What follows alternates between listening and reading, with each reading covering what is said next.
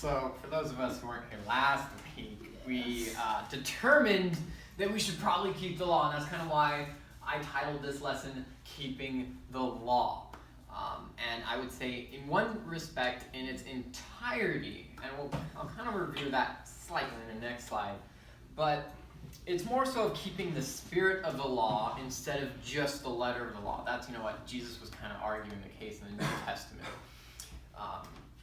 And so in this week's lesson, we'll review a bit before and lay a little bit more foundation, actually, because the first lesson was foundational. Okay, do we keep the law? Do we get rid of it? We have a problem. It seems like that was the first lesson. In this lesson, we're going to kind of continue with a little bit more conceptual, okay, what do we do with this, what do we do with that? And then we'll kind of actually break down a few cases of the law. That'll just be random. Take one and then work it out and try and understand it a little bit and see the actual application of it. So in review, last week we discussed why do we not discard the law? Why do we keep it? In Matthew, the passage that Jesus said he didn't come to destroy the law. He came to fulfill the law, and that not one jot or tittle will disappear until the passing of the earth. And that is reference to Revelations that the earth is being destroyed, and currently we're all still here, so that's not yet. So that means the law is still applicable to us. And then we discussed the verse that many people bring up is the new covenant. Whenever there's, do we keep it, do we not? There's the new covenant, we're under the new covenant, we're under the new church, New Testament church in a sense. And it's well, you got to look at the context. You got to understand that verse. And when you go look at the context, it doesn't say anything about getting rid of the law. It just says moving the law in a sense. It says moving it from stone, tablet in a sense, written, to now it is on your heart and on your mind. And so it's only moved. And so that's another reason why it's okay, it seems like that hasn't changed anything, so we're keeping the law there. And then another thing we looked at was the 2 Timothy passage that was that the law, or all scripture, is profitable for doctrine, for reproof, for correction, and instructions of righteousness. And so the law, last time I checked, is in the Bible, and the Bible is still scripture. So pretty much it's still beneficial for our lives in one way or another. We just have to kind of dig and understand what it is helpful for us in our lives. So, and then lastly, which was actually kind of the first concept that we kind of tackled last week, was the concept of morality and the concept of good and evil. That if we get rid of the law completely, of what is to be done and isn't to be done in a sense, how do we determine what's good? How do we determine what's bad? We're back to, in a sense, like I said last week, evolutionary kind of more philosophy of survival of the fittest. Do whatever it feels good. Do whatever that gets you far in life at the expense of others. And so you're really not able to really go through life, I would say, properly. I think that might not be the right word. But you have the problem of what society has today. They can't figure out what's good and evil, in a sense, because they don't believe in a God or whatnot. And so everything that makes you feel good must be good. And so and that's why we have so many problems today. But moving on, so that was just review, real quick, as much condensed as I could get it. How should we view the law? And that's what I kind of want to focus on this week a little bit, is how do we approach the law? And that changes everything on whether you actually do anything or not, or you just ignore it. And then how should we not approach it, or what ways should we not kind of try and avoid the law, which a lot of us might do. And so I want to just first state that, for we know that the law is spiritual. And that's where in the other last week's lesson also we talked about a battle between the flesh and the spirit, and that we're under the spirit, not under the law in a sense, but at the same time we are still in one sense, because we're still, the law is spiritual. And so there's that. So that's one way to think of the laws. It's spiritual. That's how we should approach it. And in Deuteronomy it says, and to keep the commandments of the Lord and his statutes, which I command you today for your good. So when you're thinking about the law, you should understand it's for you and your own well-being. If you understand that, you won't be maybe come to a law or whatnot. I was like, oh, I hate this, I don't want to do this. You know, it doesn't make any sense. But you have to understand, oh, it's for me, it's good, it's healthy, you know. And another passage is kind of on top of that is in Proverbs. It says, my son, do not forget my law, but let your heart keep my commandments for length of days and long life and peace. They will be added to you. So the Psalm or Proverbs is saying that, you know, if you obey and keep the commandments, you'll live a long life, a peaceful life. You know, that seems pretty good. So there's another reason why you should, you know, look at the law. Maybe that's how you approach it. You're positively and you live a good, peaceful life. Another example kind of that similarly is in Exodus, that we've already actually read this verse before, is if you diligently heed the voice of the Lord your God and do what is right in his sight, give ear to his commandments and keep all his statutes, I will put none of these diseases on which I brought on the Egyptians, for I'm the Lord who heals you. And so God's saying, hey, you obey my commandments, I'm not going to put the same curses I did on Egypt or the Egyptians. And so now I think there's a certain aspect of like, yes, there's the application of the curse. God, in a sense, won't curse you in that sense, that the Egyptians, but there's also just the practical of, okay, if you don't do this, you're not going to get that disease. Because there are certain sanitary, I guess you could say, laws and certain other laws that would be just directly, okay, if you do that, obviously you're going to get a disease. You know, it's kind of just plain and simple. So there's two ways you could kind of take that first. So, and moving on to the last verse before kind of summarizing those, is in John it says, he who has my commandments and keeps them, it is he who loves me. And he who loves me will be loved by my Father, and I will love him and manifest myself to him. And so the law is also, when you obey it, it shows your love towards the Father. So that's another application, the way you're looking at, okay, if you obey, if you look at the law, you're showing your affection towards God. And so those are just the condensed is for our benefit. That's what we are looking at the law for. It's love in action.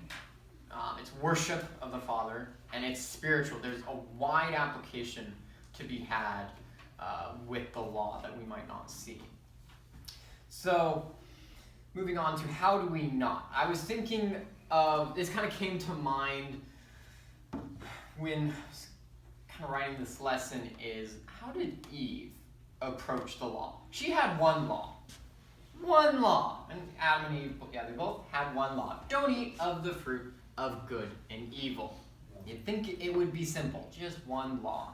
But with that one law, Satan, you know, came down and was tempting her, and saying, oh, you'll be like God, you'll be one with them, and, you know, and kind of tempting her. And she finally gave in and she rationalized and says, oh, it's good for food. It makes one wise, as this verse says, and that's what she's talking about. And so when you come to a law, how do you approach it? Are you trying to just rationalize it away, in a sense, as Eve did? So, oh, it's good for food. It's a fruit. So we know it's a fruit. We don't know exactly what fruit it is. So she's like, oh, it's got some vitamin C. It's got some fiber. Maybe some other nutrients for me. It's good for food. That's why I'm going to eat that fruit. Mm-hmm. Or maybe the makes one wise. She kind of given that argument that many people or some people do for drugs in a certain sense of like, oh, it puts me on this playing field that I'm one with God. I'm in an enlightened space. Oh, it makes me wise. I'm like, So, Judge about. Yeah, no. So there's this kind of argument that she's like, okay, I know the law. God said no. But me, it's gonna be good for food. I've never tried this fruit before. Maybe it'll be tasty. Or it's like, oh, it makes me wise. So she's kind of giving these just excuses or arguments towards the law that she knows. And I was thinking other ways of just kind of like trying to put this into other applications. That a lot of times I know that maybe we'll give excuses like, well, about a certain law. Well, this society, this country, this religion, they say it's okay to do X, Y, Z. So I know that our religion, my God told me don't do it, but everyone else is doing it. So let's go with them. And you're just kind of picking and choosing. Or you can kind of go with, as another way is kind of biologically or half-truth, and that's why I brought in like, well, Eve said, yeah, there's some vitamin C in these fruit. Well, that's probably true. It probably did, but you're not looking at the full picture that God said no. So sure, it might actually have some benefits on the side, but God said no, so really the other half is a moot point. So another example of how not to approach law. So that was one, actually there's a lot of examples within one, but is in James, this one you kind of have to read a few times, is do not speak evil of one another, brethren. He who speaks evil of a brother and judges his brother speaks evil of the law and judges the law. But if you judge the law, you are not a doer of the law, but a judge. So kind of have to like break that down a little bit, but basically what it's saying is, I'll change the speak evil to like lying. So don't lie about someone. We know that's wrong, so don't lie about someone.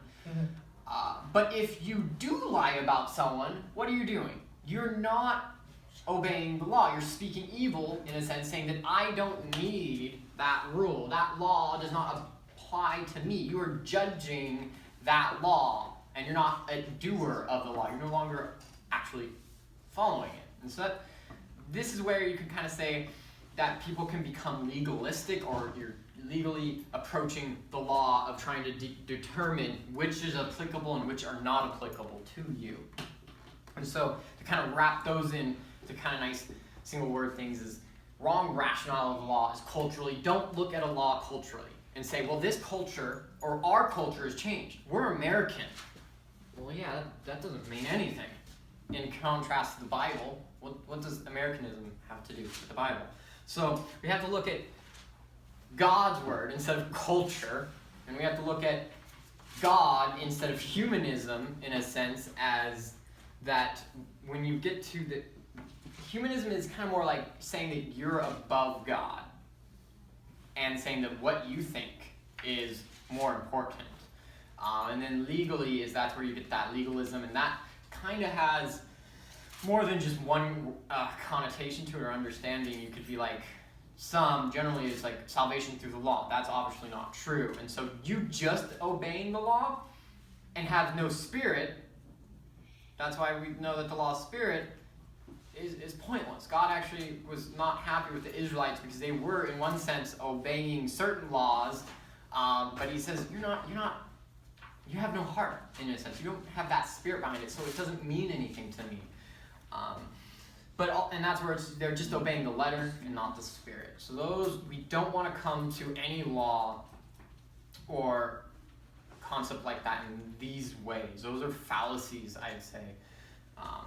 And so the law has much wider effect than we think. I was thinking about this, that, sure, okay, here's an example of swearing. Okay, we know that we shouldn't really swear or cuss. In the New Testament, there are certain verses that kind of say that. I don't really need to bring up the verse for that. I think we all know that one. But you can think of a very surface level and say, okay, I need to eliminate a couple words out of my vocabulary. And that is honestly pretty hard. Even I've read some articles, I don't cuss, but like certain ones will be like, oh, don't use this word in your writings or your speeches because it makes you sound unintelligent or something like that. But to actually like work on that's actually really difficult. But if you do take that and say, okay, I'm going to get rid of these words out of my vocabulary, you start thinking about what you say. And then as you work on that, you start having the side benefit, as I would say, kind of say self-control. You think and you process what you say before you say it. And so, sure, the surface level law, the letter of the law kind of says don't swear, don't do this. But the application goes into self-control, and now you might not make mistakes of saying things you didn't want to say. So that's why I'm just kind of giving that understanding of the law has much wider effect than we think. In John, it says, Jesus said, "Take away the stone." Martha, the sister of him who was dead, said to him, "Lord, by this time there is a stench, for he has been dead 4 days. Jesus said to her, did I not say to you that if you would believe, you would see the glory of God? So this passage is when Lazarus, as you may recall, has died. Martha's like, hey, come, and tried to call Jesus over. And Jesus just kind of procrastinated, I guess you could say, took his time. He's like, oh no, he's just taking a nap. But when he got there, he's like, Lazarus was technically dead at that point, and Martha's like really sad, and he's like, you should have come sooner. And Jesus is like, oh, don't worry, just open up the grave. And Martha's like, whoa, he's pretty stinky right now, in a sense. Don't you know, God, that rigor mortis has already set in, that he's dead, he's gone, there's no hope. And Jesus, in a sense, responds like, did I ask you for a biology lesson? I just asked you to move the stone. You need to believe. And so with that verse, we should obey not because we understand always, because we won't. A lot of times we won't understand this law. Doesn't make any sense. Why did God say that? That's really confusing. And so to illustrate that too, is when you're teaching children, in a sense, you don't tell them that they only have to obey the rules they understand. That would make no sense. If you say, all right, here's a list of rules, the ones you understand, you obey. Well, guess what? There's not going to be too many rules that they actually obey. And so that's why in early child development, in a sense, you want to focus on teaching them that they need to obey out of authority in one sense, but also that they need to know that you are creating rules or whatnot for their good, just as we went over before. That everything you're trying to do is to teach them, to bring them up in a good way, and that you care for them, and that's why you're doing this. And they need to get them to trust you in a sense. And just like in that sense, God is doing the same thing. That God's creating these rules. We may not always understand what it is that his main objective is, but we need to understand that he does this for our good. So, going on to some actual examples of the law, we got to find the principle. Remember last time we said find the principle. That's the first thing you do, kind of. And so we'll look at that. And it's kind of a process. You get the principle, see how it applies, and as we discussed last week, is in a sense every law can somewhat be boiled down to love as the source reason why you do certain things. And then, as I'm saying also this week, bring up there's a corrective nature, there's the side benefits that come along with it of application. So we went over last week this verse before. I want to just kind of go over it again a little bit slower. In Deuteronomy, you shall not muzzle an ox while it treads out on grain. And you're like, I ain't got an ox. That doesn't make any sense. Why do I care about an ox? And it's like, well, maybe the ox isn't that important to you. But so that's the original law. And we went to the Timothy passage that I'll just go straight into. And it says, the laborer is worthy of his wages. Paul broke that verse down with the ox to the actual application / principle. It says, okay, pay your employees. It's not really biblical to just have work that you don't pay for. You know, slave labor isn't really in the sense that we normally think of it as applicable in the Bible. It's, you got to pay your employees, you got to take care of them. And so in Philippians also, it's kind of him as an example of Paul being paid and being taken care of, is now you Philippians know also that in the beginning of the gospel, when I departed from Macedonia, no church shared with me concerning giving and receiving, but you only. For even in Thessalonica, you sent aid once and again for my necessities. Not that I seek the gift, but I seek the fruit that abounds to your account. Indeed, I have all and abound. I am full, having received from Epaphroditus the things sent from you, a sweet-smelling aroma and an acceptable sacrifice, well-pleasing to God. So Paul's saying, I'm working in the gospel, and says I'm spreading the word, but you, this church, are the only church that actually is taking care of me, in a sense, has sent me the necessities that I need. And they're doing that out of love, because they see, hey, he's working. And so in the same way that ox, okay, the ox is working, and so we got to take care of it. You feed it in the same way as a worker. Okay, he's working for you. You got to take care of a worker and pay him appropriately, in a sense. So,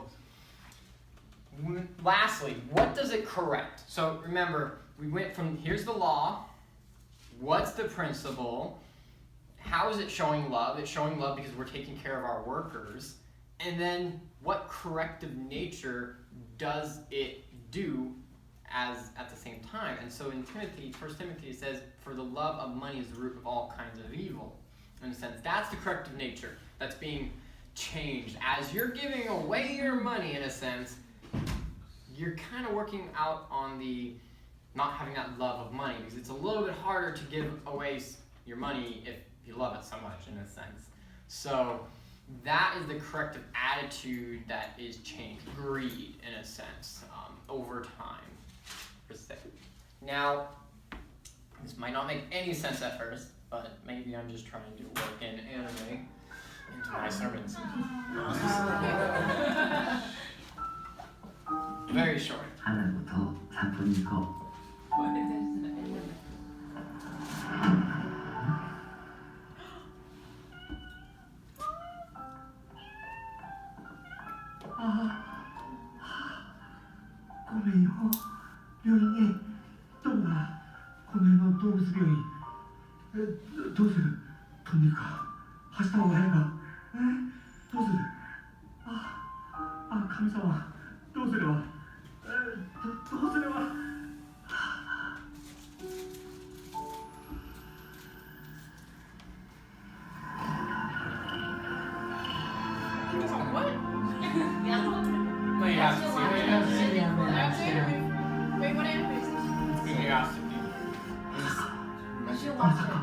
It's an amazing anime. Yeah, it's amazing. Only 11 episodes. Watch now.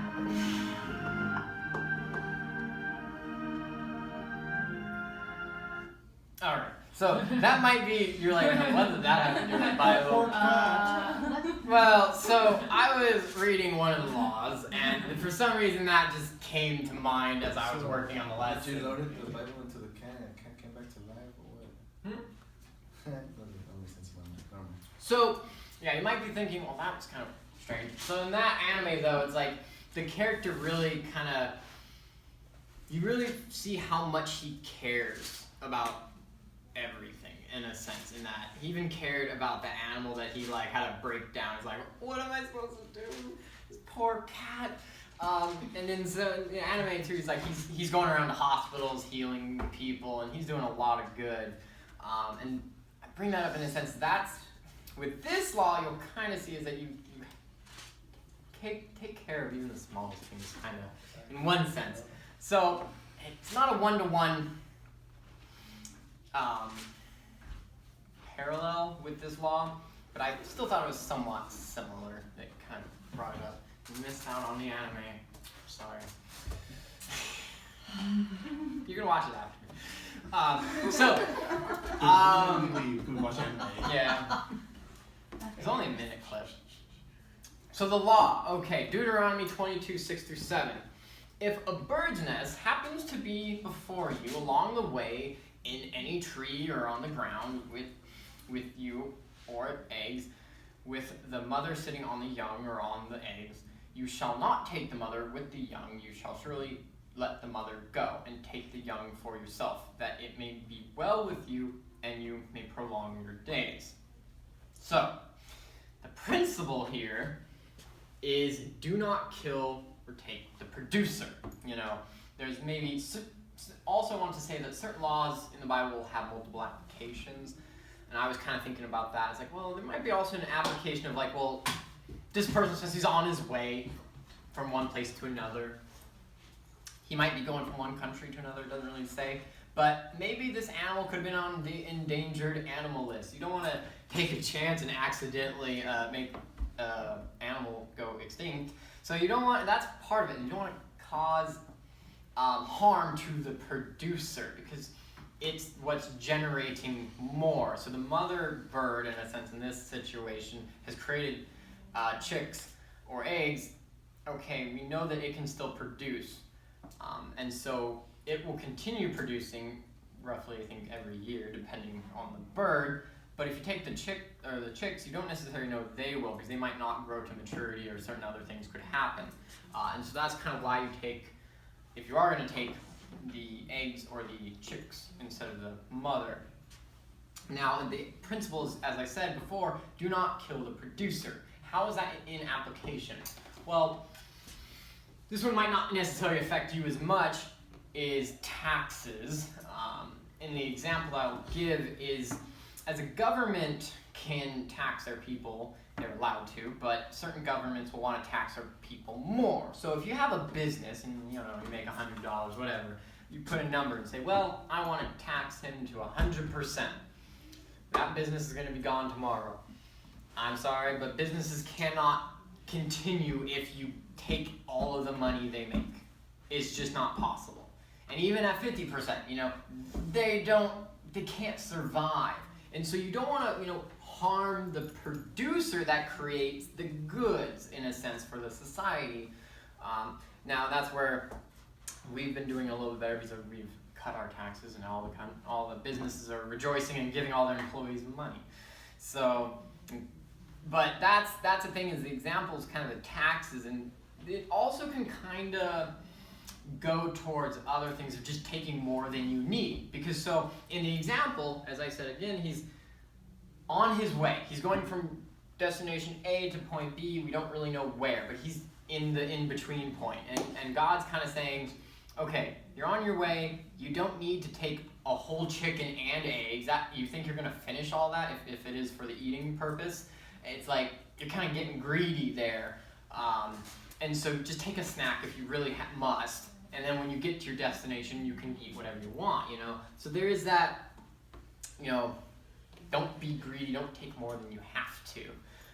And so the love aspect of this is you're even thinking of I guess you could say the animal kingdom in one sense, and that you're just showing compassion. And that's kind of why I wanted to show that first video of compassion of even the smallest of animals. And so the corrective behavior, as I was saying, is greed. You're not taking more than you have to. And that's kind of the verse. And so and that's the other thing, is you don't have to look at a law and find other exact applications within other verses, as I did with the ox. That one was an easy example because Paul already dissects the verse for you. He says, all right, this is the law, here's you apply it, and there you go. But for a lot of laws you'll have to read and think about. You have to meditate on it. You're like, okay, well, how does this make sense to me? How does this apply love? And you have to go through that process. Here's the last law that we'll look at before ending is Deuteronomy. Here's another one. You shall make tassels for yourself on the four corners of your outer garments with which you cover yourself. And you're like, what? Why do I have to make tassels? What are these even for? What does that mean? And if you've actually seen a more conservative Jewish person, you might see them having little strings kind of coming out of their clothes. And actually, I saw a whole family when I was traveling. They had those. I'm like, well, that's pretty neat. I kind of want to talk to them. But so they had those, and it's like, okay, well, what are these for? Well, in this example, we do know in another passage that it tells us exactly how this is, what's the principle. And in Numbers it says, speak to the children of Israel, tell them to make it tassels on the corners of their garments throughout their generations, and to put a blue thread in the tassels of the corners, and you shall have the tassel that you may look upon it and remember all the commandments of the Lord and do them, and that you may not follow the harlotry to which your own heart and your own eyes are inclined. So the underlining principle with adding those tassels to your clothes would be having a means of remembering the law. Now, this might not have dawned on you yet, but the Israelites don't have, I guess you could say, a church like we do. Yeah, they have the tabernacle, but it's not a weekly service they attend and they hear sermons. They don't actually go to the tabernacle that often.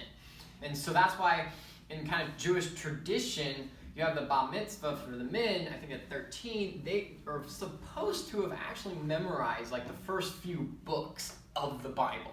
Because remember also, books aren't really a thing. You have scrolls, those aren't easy to come by, and so you'll look at them, and so the Israelites, they would have had to memorize the actual books for themselves. So this is why there's a lot of little things like that of like actual ways to have memorization aid, I guess you could say, with the Israelites and to remind them.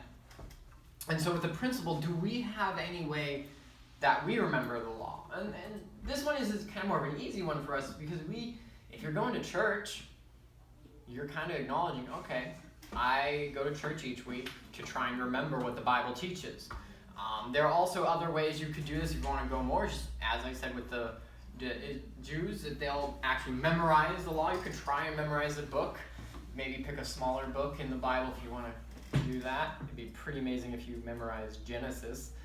But there's other things, like do you have apps out there? There's many apps that will just remind you, hey, take some time out and read your Bible. That is, in a sense, getting to the spirit of this law, I would say, the actual principle. And so how is this an expression of love? We kind of went over this verse before last week, is if you keep my commandments, you will abide in my love, just as I have kept my Father's commandments and abide in his love. So if you obey, you're kind of showing the love. And so that's the source of that. What's the heart change, though, with the tassels? Let us hold fast the confession of our hope without wavering, for he who promised is faithful, and let us consider one another in order to stir up love and good works, not forsaking the assembling of ourselves together as in manner of some, but exhorting one another, and so much the more as you see the day approaching. So this is the kind of saying, don't forsake the assembling. This is the New Testament. So it's saying go to church in a sense. Don't just say, oh, I don't need church. And there are a lot of Christians or people who say they're Christians who say, I don't need to go to church. I got God. If I need him, I'll pray. Or like, I don't need to fellowship. But that's a level of arrogance, is saying I'm good. I'm better than, in a sense, people at church. I don't need to be told what to believe. There's that. And so by you kind of applying the spirit of the law, the heart changes ambivalence and arrogance towards learning the Bible. Remember, learning the Bible is a lifelong process. You're always learning nuance and certain things about it, and that's why you always got to keep going. And the people who are like, well, I don't need to go to church, it's like, you're missing out on quite a lot, and you're kind of saying you already know the whole Bible. I'd be pretty surprised. So this is the last slide, pretty much, and to say it is exactly how it should be might not be. I was having a little bit of a debate with my dad over this slide, whether it's logical, if it's in the right order, and if it makes sense. But I think it was kind of more of an argument over chicken before the egg, which is first, and your approach. But maybe it's not linear, but kind of just take it as these things. When you're looking at the law, you should be looking for these things. So you have the law, look for its principle. How is it showing love? Because pretty much all laws will show a form of love if you're looking correctly. And then how does it correct your attitude?